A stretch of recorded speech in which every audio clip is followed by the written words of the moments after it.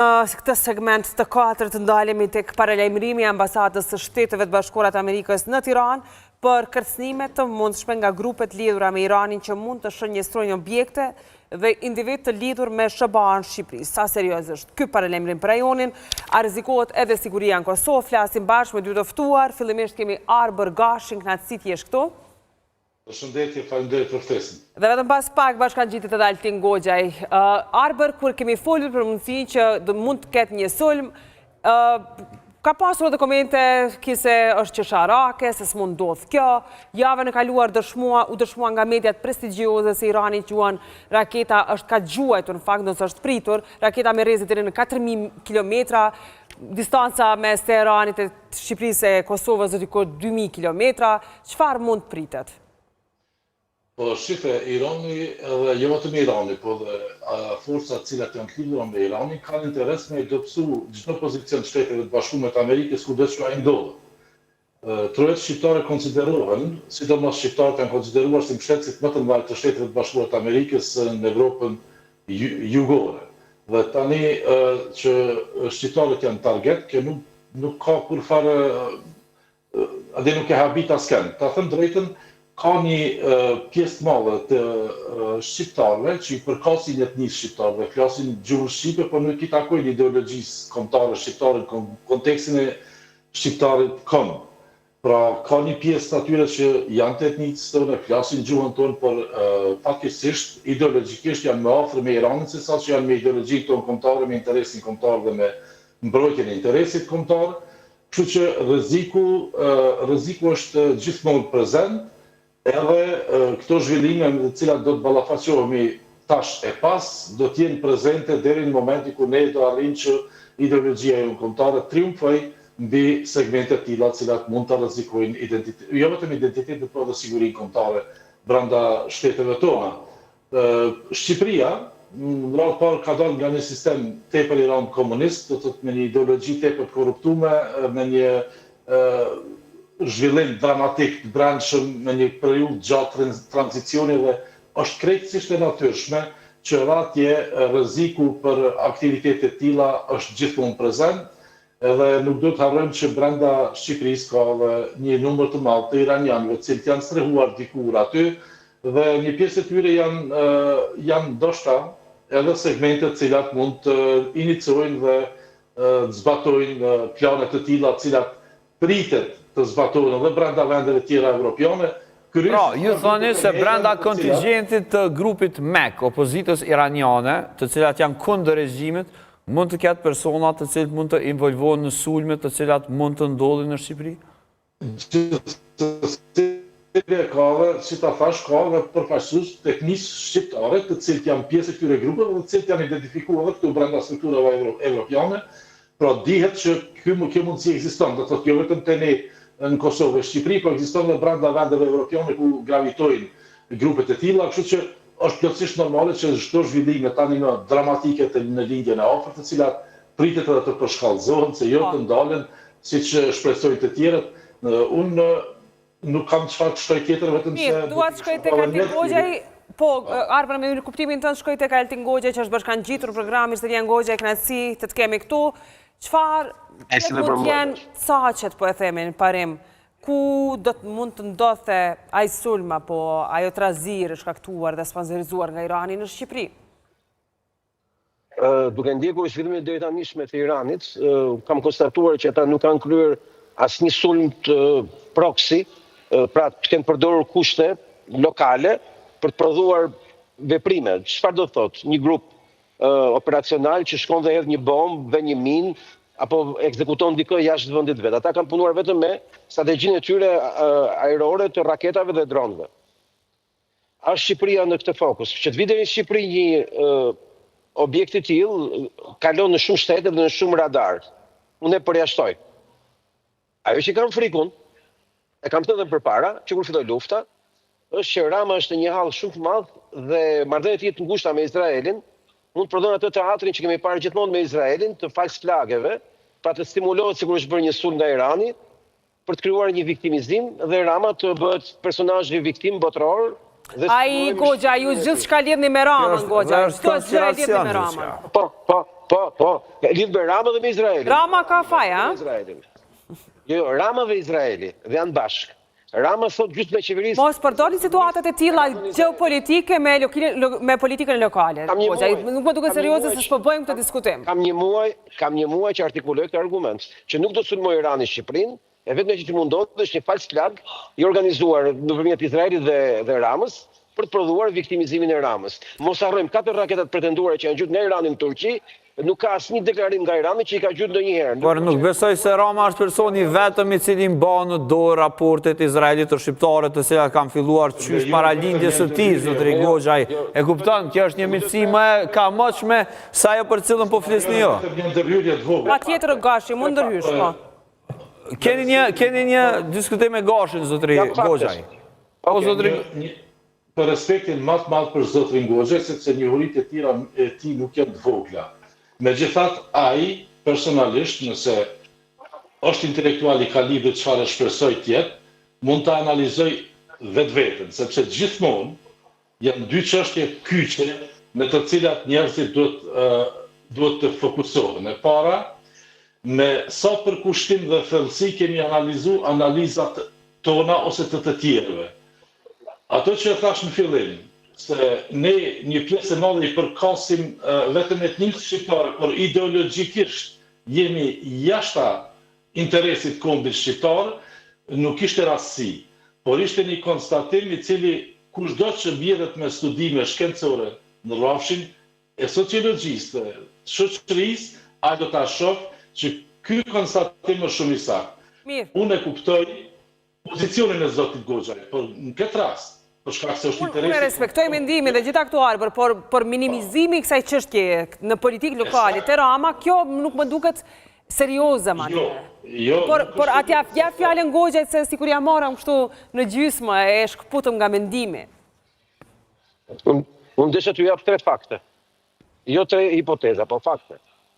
Në vitet e para të administratës Trump, John Bolton, që është një qenë lufte, propozonte, që ka deklaruar Trumpi këtë jon, që të prodhohesh një proxy, të prodhohesh një false flag me Shqipërinë dhe me Manzën dhe me pretekstin e refugjatëve në Manzë për të sulmuar Izraelin, duke bërë sikur Izraeli kishte sulmuar ata dhe ky ishte një pretekst lufte në Iran. Ky është një fakt i vërtetë që është i pohuar, i dokumentuar dhe Trumpi ka thënë ka përzënë nga administrata për këtë shkak. E dyta, ne kemi Turqinë që pretendohet se sulmuar me 4 raketa iraniane. Ministria e Iranit ka mohuar, ndërkohë të gjitha raketat e Iranit i ka marrë përgjegjësi.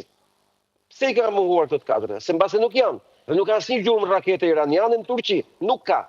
Është interesi i Izraelit për të shtrirë konfliktin. E treta, kush e nxorri pretendimin e rrezeve 4000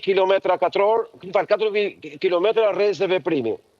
Dhe u përdor argumenti një bazë anglo-amerikane. Nëse është interesi i Izraelit për ta zgjeruar konfliktin, si do zgjeroj konflikti pa pjesëmarrjen e Iranit brenda atij, zotri Goxhaj? Duke shpikur që ka bërë Irani. Po, duke shpikur kundra Iranit, nuk është se Shqipëria ka potencial në saj raketor ushtarak që t'i bëjt diçka Iranit, andaj kush të gjika këtu? Një akt terrorist në Manz. Më falë? Një akt terrorist në Manz. Në Manz? Po. Po, mirë, e qartë, atje kushtë edhe kompi. Po, çfarë do prodhon të kjo, sepse zotri Goxhaj, ne këtu po flasim për interesat e Iranit dhe Izraelit, cilës prej këtyre 2 shteteve ju shkon me interesat e tyre një sulm në Manz, ku thua ti?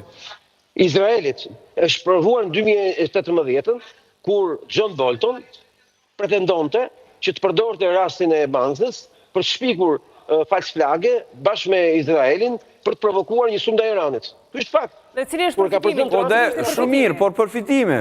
Zgjerimi i konfliktit. Ku zgjerua pa Iranin aty? Sepse është një vend i NATO që sulmohet. Dhe Ramën e ka në xhep. Dhe Ramën e ka në xhep, bën çfarë duan. Pra Rama do të përdorë, Rama përdoret, ai do t'ju përdorë dhe në fund po i bie që Rama do sulmoj njerëzit e vet. Shoh në logjik kështu dhe. Pikërisht. Po, Rexha dhe Goxhaj dhe kur e din, kur e dha këtë lajm tash, dhe tash pasi këtij lajmi do të hiqet Rama. Dhe kjo do ta shpëtonte Ramën nga të gjitha hallet që ka me Spagun dhe me Amerikën. Si do ta shpëton të Ramën, nëse Rama e bën Shqipërinë, fal, zotri Goxhaj, edhe një pyetje kam për ty. Në cilën logjik e shpëton Ramën nëse Rama arrin ta bëj objektiv të Iranit Shqipërinë? Nuk ka asnjë logjik që shpëton, ai humb politikisht. Ja ta shpjegoj, ai fiton shumë sepse në atë moment SPAK-u nuk mund të ketë më prioritet në Amerika Rama, përkundërzi ta mbroj. Po mund nisje një sulm veto Goxhaj për shpëtuar nga SPAK-u, po lëre. Më fal, po Izraeli ka bërë 100 raste të tilla në gjithë botën. Po nëse është problemi i Izraelit SPAK-u, ata do ta zhbënin SPAK-u, nuk do të merreshin atje me Iranin dhe t'i fusnin në këtë mes edhe alienët që ta sulmojnë Shqipërinë, pastaj do të ndodhë apokalipsi, apo kupton se kaq ka logjik kjo që po thoni, sa kjo që thashun. Jo. O Goxhaj, edhe ka kostore kjo punë, për një SPAK gjithë kjo kosto. Më fal, më bombardut me 100 argumenta, për mendit ja vetëm një. Në momentin që do ndodhte kjo, do të shpëtonte Rama. Pra kur po të ndodhte? Po të ndodhte. Vështirë, duket pak utopike analiza. Po si do të jetë? Gjërat mund të ndodhin, nuk e përjashtoj si mundësi. Zotri Gashi. Unë mendoj se nga cili spektër e shikon ti këtë analizë? Nga i konspiracionit, a i logjikës së thjesht, geopolitikës? Unë jam kundër atyre që pohojnë se nuk ka teori konspiracioni. Konspiracioni është edhe kravata që bërti. Unë konspiracioni në shumë gjëra tjera, cilat kemë për shembull çështje konspiracioneve personale, publike, shoqërore dhe çdo gjë tjetër. Ato ekzistojnë. Edhe kjo nuk mohohet. Edhe ti mohosh a priori është marrëzi, por duhet të them vetëm diçka që është shumë e saktë që mund të vinë të saktësia përmes analizave që i bëjmë. Dhe ato analiza duhet të kenë bërronjë, duhet të kenë një dokumentacion, duhet të kenë një realitet mbi cilin t'i bazohesh. Për momentin kemi një realitet që po zhvillohet lidhjen e afër. Dhe interesa jetësore për ta mbijetuar ose për ta fitu luftën. Dhe këto interesa i kanë të dy palë. Unë nuk po shpalli miq, nuk po shpalli asan miq. Unë po them që ne kemi interesa kombëtare edhe pikë. Dhe këtu përfundon çdo gjë. Interesat tona kombëtare na thrasin të rezonojnë edhe të flasim ndryshe edhe të veprojmë ndryshe në këto momente. Nuk ka qenë as pak klasiku në 2018 e inicum themelimin e fundit të FSK-s për Mërgat. Nuk ishte rasti, edhe që qeveria e mori dhe bëri të vetin, kinë se bëm diçka. Po unë po të them, disa gjëra nuk bëhen vetëm se ne kemi dëshirë, po disa gjëra bëhen për shkak të arsyeve që shkenca ti imponon. 2 dhe 2 bëjnë 4, nuk bëjnë 5, 4 bëjnë. Dhe në këtë rast, unë ftoj edhe njerë zotin Goxhaj, unë i kuptoj këto probleme tona politike, por këto janë probleme sepse ne kemi ideologjinë e korruptuar kombëtare. Po mos ne kishim të tillë, ne këto probleme do t'i kishim të ndryshme nga këto që i kemi sot në amësi të thellë personale me njëri tjetrin, edhe në Kosovë nuk e kemi ndryshe, sepse dhe Kosova është pjesë e gjithë bashme e kombit shqiptar. Dhe ne shohim që në skenën politike nuk arrin kur, njëherë nuk arrin të bëhemi bashkë për shkaqet që ideologjia jonë kombëtare është e korruptuar thellësisht. Dhe tani, pyetja jam për zotin Goxhaj do të kishte qenë kjo. Zoti Goxhaj, a e sheh ti dëmin që është shkaktuar ideologjisë tonë kombëtare si pasojë edhe prononcimeve tona të sotme, të cilat mund të jenë emocionale nganjëherë, si pasojë e pamundësisë tonë që gjithmonë të shkputemi nga ato interesat ditore për të analizuar një tablo të përgjithshme të asaj që paraqitet para nesh, dhe cili është interesi im kryesor, për shembull sot, është që shqiptarët gjatë verës të kenë mundësi të shkojnë të qetë në Shqipëri. Mirë, pra rrezikohen pushimet e shqiptarëve në Shqipëri. Po sigurisht. Okej, se ne jemi drejt fundit Gashi, atja japim kohën televizive që të na përgjigjet Po Goxhaj. gjithsesi. Unë jam partizani më i madh i prismarrjes së Shqipërisë dhe Kosovës në bordin e paqes me forca që do të marrin pjesë në operacionin paqebërës në mbështetje të popullit të vuajtur dhe të kapsuar këtë tragjedi të Gazës. Kjo është interesi kombëtar. E dyta, unë jam shumë i sigurt që Shqipëria në NATO dhe Kosova në NATO në të ardhmen, pozicioni i saj në krah të Amerikës është interes thelbësor kombëtar. E treta, në aspektin kombëtar, Unë nuk shoh asnjë arsye, po zero arsye, që të ndihmoj për mirë, që ne të kemi këtu qeverinë anti-iraniane të Manzës, që është shpallur qeveri, në kundërshtim me statusin e tyre të refugjatit që është marrë, e quaj krejtësisht të dëmshme sjelljen e Edi Ramës, që shpallë organizatë terroriste, një ushtri armike të NATO-s, duke marrë iniciativa unike të veçanta për një vend që si takon duhet jetë i fundit i kavallit të shkon deri i pari, që është një provokim absurd dhe idiot. Por ama nga ana tjetër, unë nuk jam me Iranin. Unë s'mund të jem me Iranin, unë jam me Amerikën. Problemi qëndron që të gjërat do t'i themi siç janë. Pse do i themi siç janë? Sepse nuk kanë efekt global dhe gjeopolitik. Jemi shumë të vegjël ne për të ndikuar në interesi kombëtar Mirë, por është aftësi politike në shoh se arrim të imponohemi. Ne jemi biseda opinion bërje të vogla ku përgjithsisht opinioni ndahet në dy pjesë. Në pjesën që mendon si zoti Gaçi, në pjesën që mendon si unë. Po kjo është një çështje e pavlerë, pa rëndësishme. S'kush na dëgjon ne. Po, pjesa e vendimarrjet, jo ta mbaroj, vendimarrjet gjeopolitike nuk i marrim ne popujt. Marrim politikanët sipas raporteve me shfuqitë e mëdha. Po, e qartë. Zotri Goxha, ishte shumë kënaqësi të bashkëbisedojmë sot me këtë temë, hani pse kishim pikpyetje tona në lidhje me gjithçka që u tha. Gjithashtu Zotri Goxhi nga Rama. Jo. Zotri Goxhi, gjithashtu kënaqësi të bisedojmë. Pikpyetjet ishin mbi logjikën, por secili ka të drejtën e logjikës së tij, kështu që faleminderit shumë për opinionin. Nëse jeni mërzitur nga Rama, janë në Kosovë pak. Faleminderit shumë Goxhaj, faleminderit shumë edhe Gashit.